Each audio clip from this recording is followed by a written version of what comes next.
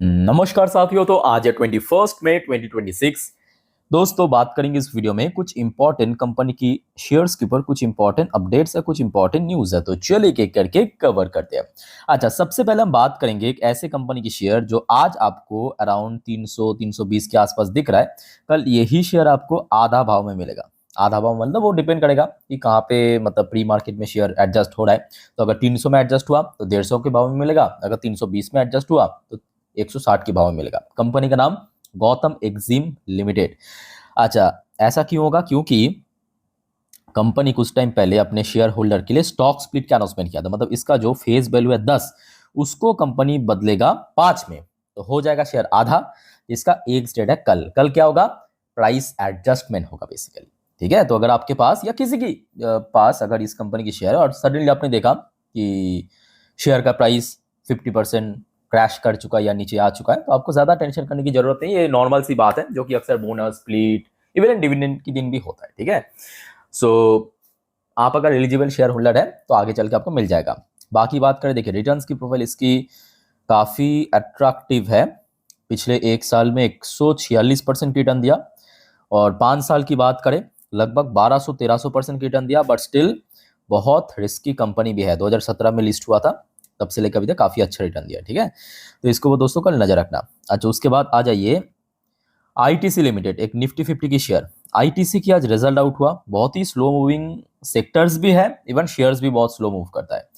चलिए सबसे पहले चेकआउट करते हैं कि कंपनी की परफॉर्मेंस कैसा हुआ है आईटीसी। वैसे दोस्तों मैं LIC, LG electronics last video में कवर कर चुका हूं।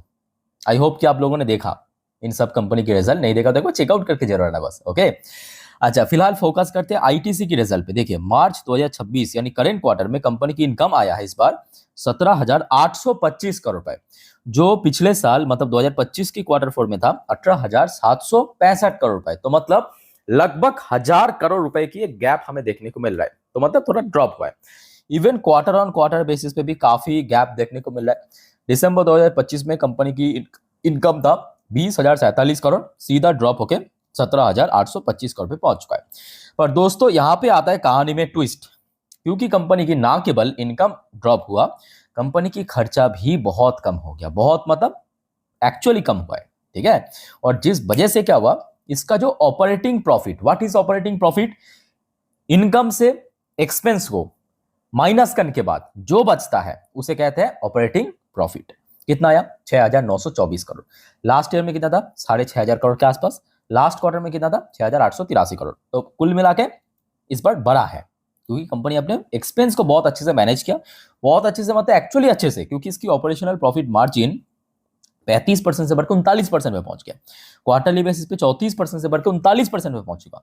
बट दोस्तों फिर से आता है कहानी में ट्विस्ट, क्योंकि लास्ट ईयर मतलब 2025 की क्वार्टर फोर में याद कीजिए क्या हुआ था। आईटीसी होटल नाम करके एक कंपनी बाजार में लिस्ट हुआ था। उसका पेरेंट कौन था? आईटीसी खुद। तो कंपनी को एक वन टाइम गेन मिला था, क्योंकि अपना स्टेक बेचा था ना 15,391 करोड़ के आसपास। वन टाइम गेन मिला था। ये सब कुछ ऐड करने के बाद हो चुका है आईटीसी की नेट प्रॉफिट अल्टीमेटली 19,808 करोड़ से गिर के 5,470 करोड़ पे पहुंच चुका है, जो क्वार्टरली बेस पे बहुत अच्छा ग्रोथ रखा है। बट ओवरऑल आउटलुक देखिए, मैं आपको समझा दिया। कंपनी की ऑपरेशनल इनकम हो सकता है थोड़ा ड्रॉप हुआ, बट कंपनी की एक्सपेंस को मैनेज करने के कारण ऑपरेशनल प्रॉफिट अच्छा ग्रो किया। बट एक्सेप्शनल जो गेन लास्ट ईयर हुआ था उसको एडजस्ट करने के बाद कंपनी के नेट प्रॉफिट में ड्रॉप देखने को मिला। समझ आ चुका है बात? और उस हिसाब से अर्निंग पर शेयर में भी चेंजेस देखने को मिला। अच्छा बाय द वे, साथ में कंपनी 8 रुपए प्रति शेयर के हिसाब से डिविडेंड भी रेकमेंड किया। मतलब अगर आपके पास आईटीसी की एक शेयर है तो उसके अगेंस्ट में आपको 8 रुपए की डिविडेंड मिलेगा।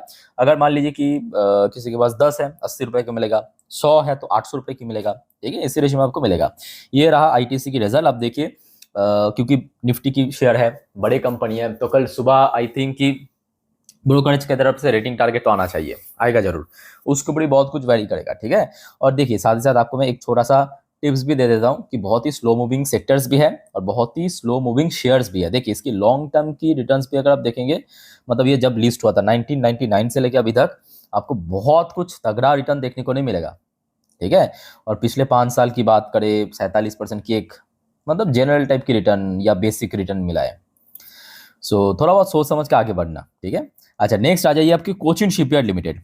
कोचिन शिपयार्ड की फिलहाल परफॉर्मेंस बहुत वीक चल रहा है। मैं देख रहा हूँ लास्ट 3-4 क्वार्टर से उतना अच्छा कम कर नहीं पा रहा है, जैसे कि इस क्वार्टर भी उतना बढ़िया नहीं था, और ये एक बहुत बड़ी वजह है जिस वजह से आपके जीआरईसी, मजगांव डॉक आगे बढ़ रहा है, कोचिन शिपयार्ड धीरे धीरे पीछे हो रहा है।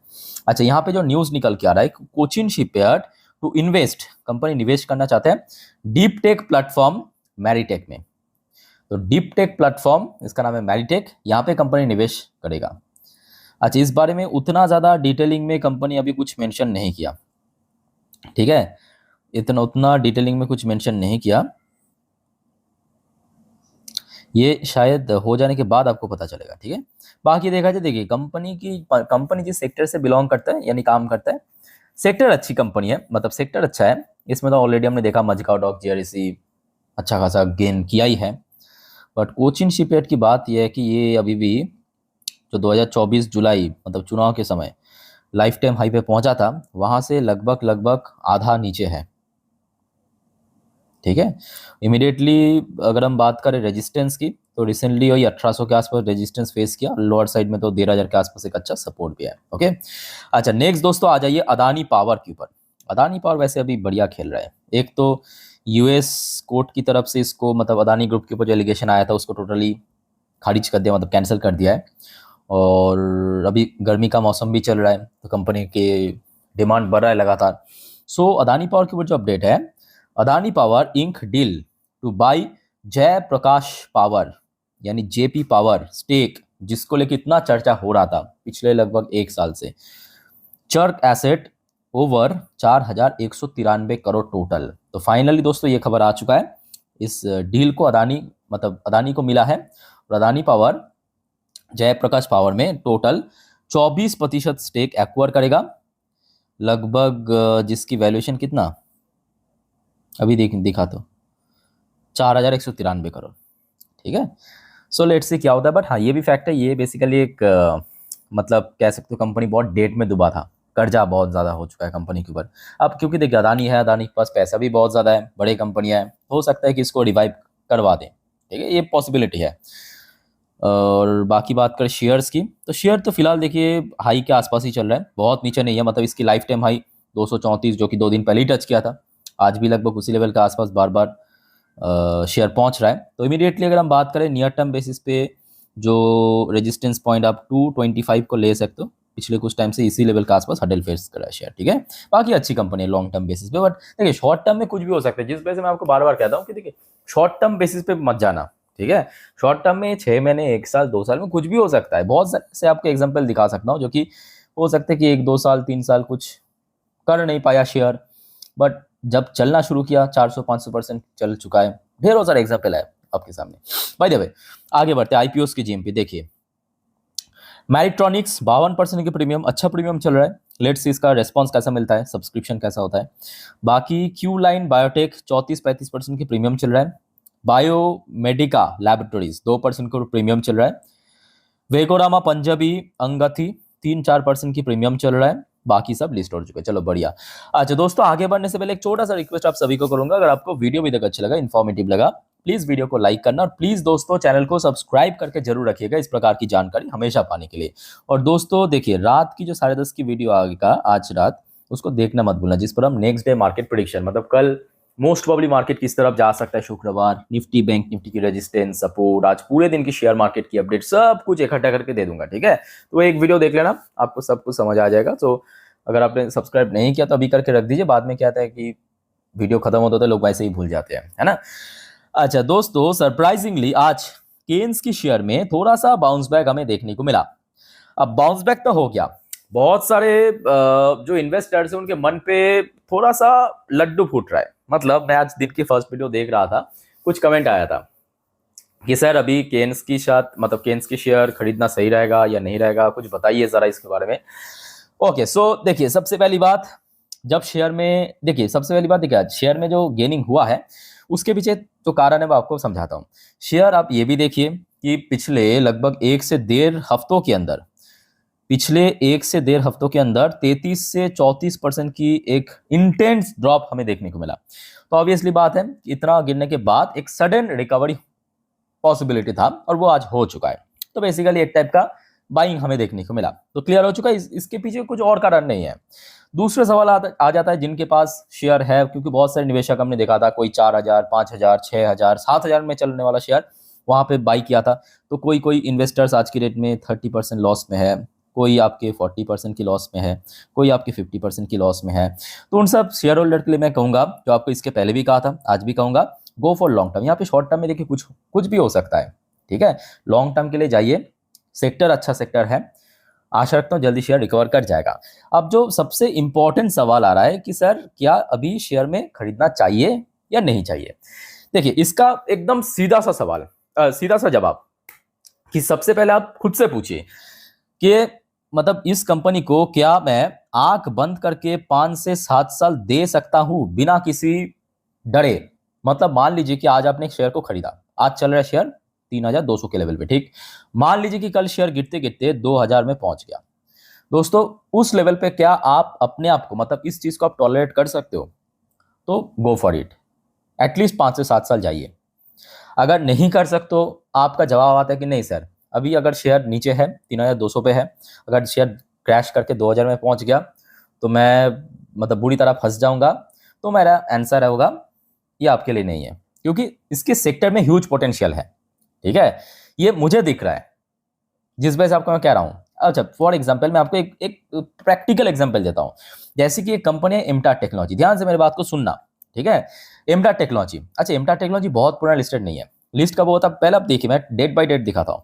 2021 मार्च में लिस्ट हुआ था, ठीक है। कितने रुपए के भाव में? 1,000 के आसपास। शेयर शुरू में चल गया था, नोट करना, शेयर शुरू में 1,000 से पहली साल में 2,500 तक पहुंच गया था, एक उसी साल पे, ठीक है। उसके बाद शेयर में गिरावट हुआ था, नोट करते जाइए, ठीक है, ठीक है। 2022 में गिरा, फिर से वही 2,500 से 50% गिरा। कितना परसेंट गिरा? नोट करना, 2022 में 6 महीने में 50% गिर गया, ठीक है। उसके बाद जरा आप देखिए, तब से लेके यही 2025 तक शेयर में कितना मूवमेंट हुआ। ध्यान से यहाँ पे डेट को आप देखना, 2022 जुलाई से लेके 2025 अगस्त, कितना हो गया? 23, 24, 25, 3 साल। ये जो टाइम है, 3 साल शेयर मूव नहीं किया, नथिंग रिटर्न, जीरो रिटर्न, ठीक। उसके बाद आप देखिए शेयर जब मूव करना शुरू किया, यहां से लेके यहां तक की सफर, तो आप समझ पा रहे हो।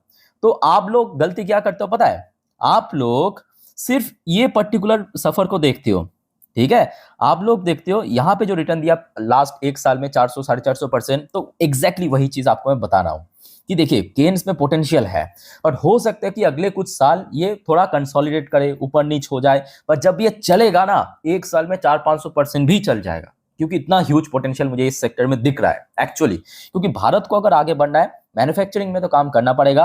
मैन्युफैक्चरिंग में दोस्तों केन्स, डिक्सॉन के अलावा आप समझ पा रहे हो ऑप्शन नहीं है बड़े स्केल पे, छोटे स्केल पे नहीं, बड़े स्केल पे। आप इस लिस्ट में डिक्सॉन को भी ले सकते हो। डिक्सॉन भी बहुत पुराना लिस्टेड नहीं है। अगर आप नोट करेंगे डिक्सॉन, जैसे कि आपको मैं एमटार की एग्जांपल दिया, डिक्सॉन के एग्जांपल भी ले लीजिए। डिक्सॉन जब लिस्ट हुआ था 17 में 500 रुपए के भाव में, उसके बाद नोट करना शेयर 2020 तक, जब कोरोना काल पे, 17 से लेके 20, 3 साल में जीरो रिटर्न। समझ पा रहे हो मेरी बात? 3 साल पे जीरो रिटर्न। फिर देखिए शेयर जब चलना शुरू किया, धड़ाक से चल गया, सीधा 1000% की रिटर्न विद इन 1 ईयर, 1 से 1.5 साल के भीतर। फिर से अब नोट करना, शेयर में गिरावट हुआ, ठीक, 40% क्रैश कर गया। फिर जैसे शेयर चलना शुरू किया 2023 से लेके यहां तक, तो ये बाबू शेयर मार्केट है। यहां पे आप एफडी जैसा रिटर्न एक्सपेक्ट नहीं कर सकते कि हाँ प्रत्येक साल आपको एक कैलकुलेटिव रिटर्न मिलेगा, एक पर्टिकुलर रिटर्न, ऐसा नहीं है। आपको टाइम देना पड़ेगा। आई होप कि आपको मैं समझा पा रहा हूं ठीक से, ठीक है। तो यही मैं आपको कहूंगा, अगर आपका जवाब आता है कि ठीक है मैं बिना किसी रुकावट के 5 से 7 साल दे सकता हूं, गो फॉर इट। अगर नहीं दे सकता हूं, जस्ट अवॉइड इट, ठीक है। अच्छा अब यहाँ पे ना दोस्तों बात करेंगे इराडा के बारे में। इराडा में एक गड़बड़ चल रहा है। क्या गड़बड़ चल रहा है पता है? इराडा की कब रिजल्ट आउट होगा किसी को पता ही नहीं है। मतलब जनरली अगर हम बात करें, इराडा क्वार्टर खत्म होने के 10 दिन बाद ही रिजल्ट डिक्लेयर कर देते हैं, ठीक है। इस बार तो डिक्लेयर छोड़िए, अभी भी कंपनी डेट या अनाउंसमेंट नहीं किया, मतलब कब रिजल्ट आउट होगा, और हाथ में ज्यादा टाइम भी नहीं है। मतलब सेबी की गाइडलाइंस के अनुसार Q4 रिजल्ट आउट होने से, मतलब Q4 खत्म होने के बाद 2 महीने के अंदर कंपनी को रिजल्ट डिक्लेयर करना पड़ता है। 2 महीना मतलब ये मई की आखिरी 31 मई तक टाइम है, और अभी तक कंपनी की तरफ से कोई भी नोटिस जारी नहीं किया कि कब रिजल्ट आउट होगा, नहीं होगा, फलाना। वैसे वॉल्यूम भी अभी आजकल कम हो रहा है, डिलीवरेबल परसेंटेज भी खास उतना देखने को नहीं मिल रहा है, ठीक है। लेट्स से आगे क्या होता है बाकी देखा जाए। देखिए कंपनी में देखिए रिन्यूएबल सेक्टर है तो ठीक है, अभी पोटेंशियल है क्योंकि आज की डेट में फॉसिल फ्यूल की इतना डिमांड बढ़ चुका है, तो पूरा देश दुनिया रिन्यूएबल की तरफ बढ़ रहा है, तो कंपनी की देखिए पोटेंशियल जबरदस्त है, अच्छा ग्रोथ भी है। बट बात यह है कि यहाँ पे पर्टिकुलर एक रेंज पे, मतलब टेक्निकली अगर हम बात करें, शेयर जो है 145 से लेके 150 ये रेंज पे बार बार स्ट्रगल कर रहा है।